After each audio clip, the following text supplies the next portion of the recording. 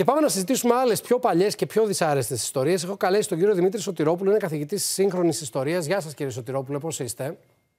Καλησπέρα, ευχαριστώ πολύ για τη συζήτηση. Κύριε Σωτηρόπουλε, η Δούμα, η Βουλή της Ρωσίας, έλαβε μια απόφαση ώστε να εκχωρήσει στην διάδοχο της ΚΑΓΚΕΜΠΕ την λειτουργία κάποιων φυλακών, στις οποίες θα ισχύουν διαφορετικοί νόμοι και στις οποίες θα μπορεί η ίδια η FSB, νομίζω λέγεται, να φυλακίζει ανθρώπους. Και βέβαια στο διεθνή τύπο και στον ελληνικό όλοι χαρακτήρισαν αυτή την ανασύσταση αυτού του συστήματος φυλάκισης ως την αναβίωση των Γκούλαγκ. Το βλέπετε έτσι κι εσείς, καταρχήν, πριν πάμε στην ιστορία? Κοιτάξτε, το εντυπωσιακό με τα αυταρχικά καθεστώτα είναι οι συνέχειες, οι υπόγειες, άλλοτε φανερές, άλλοτε λιγότερο φανερές. Εδώ έχουμε μια φανερή συνέχεια ανάμεσα στα αυταρχικά καθεστώτα, είτε αυτά λέγονται τσαρικά, είτε λέγονται στην συνεχεία στα ελληνικά, είτε σήμερα το καθεστώς το πουτινικό. Θυμάστε από την ιστορία, στην τσαρική Ρωσία είχαμε την περίφημη Οχράνα, τις μυστικές υπηρεσίες, οι οποίες ήταν πολύ σκληρές. Αργότερα αυτές αντικαταστάθηκαν. Αυτές μάλιστα είχαν το ενδιαφέρον ότι κυρίως συστάθηκε η υπηρεσία για να κυνηγήσει την επαναστατική αριστερά. Δεν τα κατάφερε και πολύ καλά. Δεν τα κατάφερε πολύ καλά. Τα κατάφεραν ακόμα καλύτερα οι υπηρεσίες αυτές που έστησαν στη συνέχεια οι Μπολσεβίκοι. Δηλαδή η NKVD. Ναι, και βεβαίως σήμερα πολύ ακόμα στην ίδια προοπτική, αλλά με διαφορετικούς εχθρούς, διαφορετικούς αντιφρονούντες ή τέλος πάντων αντιφρονούντες όπως θέλει να τους βαφτίζει κάθε φορά το καθεστώς, που είναι η FSB. Συνεπώς είναι ενδιαφέρουσες αυτές οι συνέχειες και είναι ενδιαφέρον ότι συχνά χρησιμοποιούνται και τα ίδια εργαλεία επιτήρησης ή εξόντωσης, ας πούμε, των αντιφρονούντων. Θα έχετε προσέξει, ας πούμε, ένας από τους τρόπους αυτούς είναι να πετάγονται από τα μπαλκόνια και από τα παράθυρα, τους ανοξύστες. Ή να πίνουν τσάι. Είναι η δηλητηρίαση. Λοιπόν, αυτά είναι τα ίδια ακριβώς που χρησιμοποιούσαν σε μεσαιωνικές. Ένας ακόμα, κόσμο. Και συγγνώμη που σας διακόπτω, επειδή ήταν πολύ διαφοροποιημένο, έναν τον έφαγαν οι καρχαρίες. Εντάξει, υπάρχουν και πιο εφάνταστες ενδεχομένως μερικές φορές εξηγήσεις. Έμπλεξε ο άνθρωπος, έπεσε από ένα κότερο και τον φάγανε καρχαρίες. Τυχαίνουν Εντάξει, μπορεί να συμβεί στον καθένα. Σημασία έχει ότι βλέπουμε αυτές τις συνέχειες. Παλιά τους πετάγανε από τους πύργους, ας πούμε, τους μεσαιωνικούς πύργους. Τώρα από το μπαλκόνι. Από τους αρανοξύστες. Αυτό καταρχάς παρατηρεί κανείς αυτή την ενδιαφέρουσα συνέχεια, λοιπόν, που έχει να κάνει με τον αυταρχικό χαρακτήρα των καθεστώτων, κυρίως αυτών το οποίο κιόλας η κάθε σχέση και κάθε έννοια με τα ανθρώπινα δικαιώματα, με το κράτος δικαίου κλπ. Δεν υπάρχει. Και δεν υφίσταται παρά τις αλλαγές μέσα στους αιώνες. Συνεπώς και εδώ νομίζω ότι μάλλον έχουμε μια τέτοια λογική και προοπτική της επανασύστασης, ας πούμε, των Γκούλαγκ. Είναι ενδιαφέρον το γεγονός ότι αυτή η τεχνική, ας πούμε, επιβολής της εξουσίας, ελέγχου των πληθυσμών και εξόντωσης δια της εργασίας, έτσι, γιατί ας μην τα ξεχνάμε αυτά. Τα Γκούλαγκ ήταν καταστήματα όχι σοφρονισμού, αλλά υποχρεωτικής, αναγκαστικής εργασίας. Καθόλου σοφρονισμού. Ίσα-ίσα είχαν ένα διτό χαρακτήρα. Αφενός χρησιμοποιήθηκαν διότι κυρίως άρχισαν να συστήνονται από την επόμενη μέρα που κυριάρχησαν οι Μπολσεβίκοι στην εξουσία, αλλά την έκταση που ξέρουμε την πήραν τη δεκαετία του 30. Του 30 από το 29 και μετά. Δηλαδή, επίσης εμείς εδώ στη Δύση δεν είχαμε πάρει χαμπάρι μέχρι που κυκλοφόρησε το αρχιπέλαγος Γκούλαγκ του Σολτζενίτσιν, έτσι. Ναι, και πάλι δεν είμαι βέβαιος ότι πήραμε και πάρα πολύ χαμπάρι, αλλά σημασία έχει ότι από τότε και μετά έχουμε αυτήν την επέκταση, αλλά, και αυτό είναι το ενδιαφέρον, αυτή η τεχνογνωσία, ας πούμε, της καταναγκαστικής εργασίας και της εξόντωσης δια της καταναγκαστικής εργασίας, στη συνέχεια επεκτάθηκε και σε άλλα ολοκληρωτικά καθεστώτα, όπως και στο ναζιστικό καθεστώτα. Βεβαίως εκεί πέρα πια δεν αφορούσε τόσο την καταναγκαστική εργασία όσο απευθείας την εξόντωση. Παρότι μερικές φορές συνδυάζονταν. Υπήρχαν στρατόπεδα και εκεί που συνδυάζαν την καταναγκαστική εργασία με την εξόντωση. Σε κάποιο ορυχείο ή οπουδήποτε με την εξόντωση. Στα ελληνική Ρωσία συνδυάστηκαν αυτά τα δύο επιτυχώς. Το λέω με πολύ βέβαια ειρωνία, με υπό την έννοια ότι έγιναν τεράστια έργα. Σωστά. Ας πούμε, η διόρυγα της Λευκής Θάλασσας, ένα τεράστιο έργο. ας πούμε, στο οποίο έγινε καθαρά από καταναγκαστική εργασία των τροφίμων του Γκουλάγ, και μάλιστα αυτό είχε γραφτεί και ένα βιβλίο, πώς το λένε έτσι, πολύ ηρωικό περί του κατορθώματος αυτού στα ελληνικά χρόνια. Ξέρετε από ποιον? Από τον Μάξιμ Γκόρκι.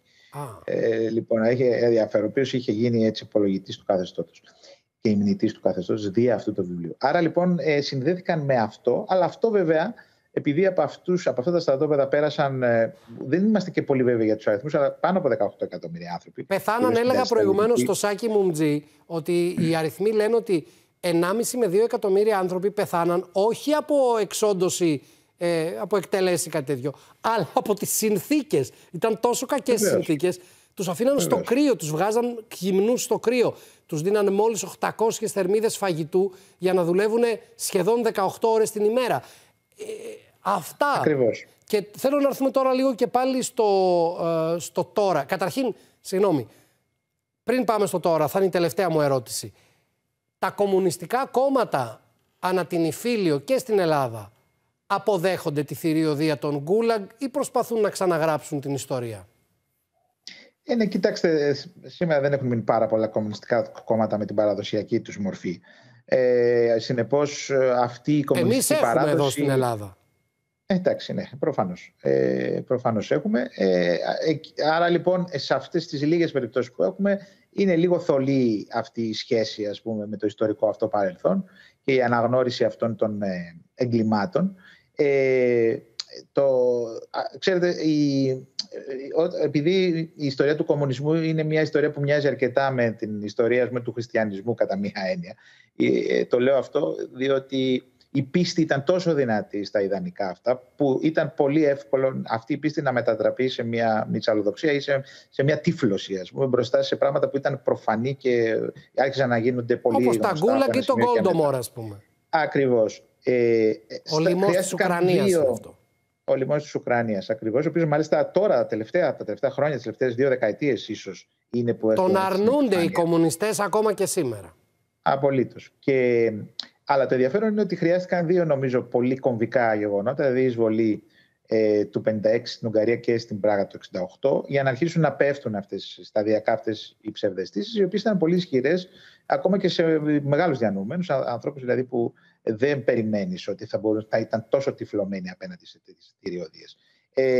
Θυμίζω ότι ας πούμε, ένα από τα θέσφατα, ένα από αυτά που λέγονταν τότε, ας πούμε, στις δίκες της Μόσχας την περίοδο 36-38 και στην μεγάλη περίοδο της τρομοκρατίας, ήταν ότι ήταν προτιμότερο να θυσιάσουμε 10 αθώους παρά να μας ξεφύγει ένας ένοχος. Ναι, λίγο πολύ αυτή ήταν η προσέγγιση. Το αντίθετο με αυτό που λέμε τώρα, ότι υπάρχει το τεκμήριο της αθωότητας.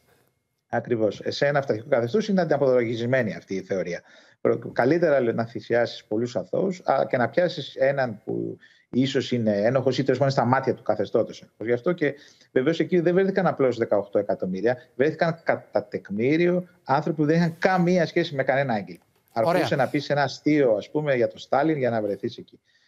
Ναι, ένα ανέκδοτο για το καθεστώς, έστελνε κατευθείαν για διακοπές. Μια χαζομάρα που μπορεί να έλεγε στον συνάδελφό σου, στη δουλειά ή οτιδήποτε, και να βρεθείς εκεί.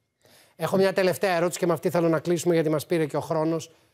Τα διεθνή δικαστήρια ανθρωπίνων δικαιωμάτων, που είναι υπερευαίσθητα όταν, για παράδειγμα, η Ευρωπαϊκή Ένωση αλλάζει ή τροποποιεί, κάπως μία μικρή παράγραφο σε κάτι, δεν θα αντιδράσουν καθόλου σε αυτό? Κοίταξε, τυπικά μιλώντας, έχουμε μια διερεύνηση για εγκλήματα πολέμου στην Ουκρανία, καταρχάς.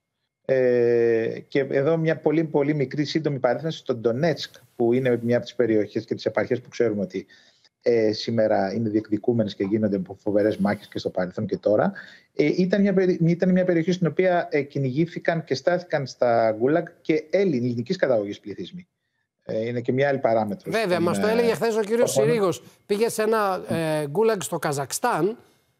Εκεί πηγαίνανε αυτοί. Όπου είδαν εκεί τα ονόματα 6 Ελλήνων. Βέβαια, έχει στέλνει ένα μεγάλο αριθμό. Όχι, εννοώ αν τώρα πέρα.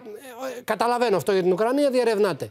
Δεν θα υπάρξει ηχηρή αντίδραση από τη διεθνή κοινότητα για τέτοιες πρακτικές σε μια τόσο μεγάλη χώρα. Ξέρω ότι γίνονται και αλλού, γίνονται στη Βόρειο Κορέα. Αλλά το να το κάνει η Ρωσία, δεν πρέπει να υπάρχει κατακραυγή διεθνής? Βεβαίως, εγώ αυτό θα περίμενα, διότι μάλιστα εδώ δεν αφορά μόνο ενήλικες. Καταρχάς αφορούν χιλιάδες παιδιά, τα οποία μάλιστα φύγαν από τη Μαριούπολη όταν έπεσε η Μαριούπολη και τα οποία είναι άγνωστη η τύχη τους. Είναι χιλιάδες παιδιά, δεκάδες χιλιάδες παιδιά, τα οποία υιοθετήθηκαν υποτίθεται από οικογένειες στη Ρωσία ή κλείστηκαν, ας πούμε, σε στρατόπεδα, γίνονται γενίτσαροι. Είναι άγνωστο τη τύχη τους. Δηλαδή πραγματικά είναι ένα τεράστιο ζήτημα, το οποίο στη Δύση το έχουμε μάλλον ξεπεράσει εύκολα και γρήγορα. Η αριθμή είναι τεράστια και το έγκλημα είναι τεράστιο επίσης, γιατί αφορά ανήλικα παιδιά. Ο Δημήτρης Σωτηρόπουλος, καθηγητής σύγχρονης ιστορίας. Καλό είναι να τα συζητάμε αυτά τα θέματα. Τα θεωρούν ταμπού οι περισσότεροι συναδελφοί μου. Πλην όμως η λύθη είναι το μεγαλύτερο όπλο που μπορεί να έχουν τα απολυταρχικά καθεστώτα στα χέρια τους. Σας ευχαριστώ πολύ, κύριε Σωτηρόπουλε. Και εμείς ιστορικοί, ξέρετε, είμαστε συνηθισμένοι στις θηριωδίες, αλλά αυτό δεν σημαίνει ότι επειδή είμαστε συνηθισμένοι πρέπει να είμαστε και εξοικειωμένοι. Ναι, μην πάθετε μυθριδατισμό, δεν χρειάζεται. Ας το αφήσουμε για άλλα θέματα. Να είστε καλά, κύριε Σωτηρόπουλε, σας ευχαριστώ πάρα πολύ. Κυρίες και κύριοι, ευχαριστώ και εσάς πάρα πολύ που μείνατε μαζί μου μέχρι αυτή την ώρα.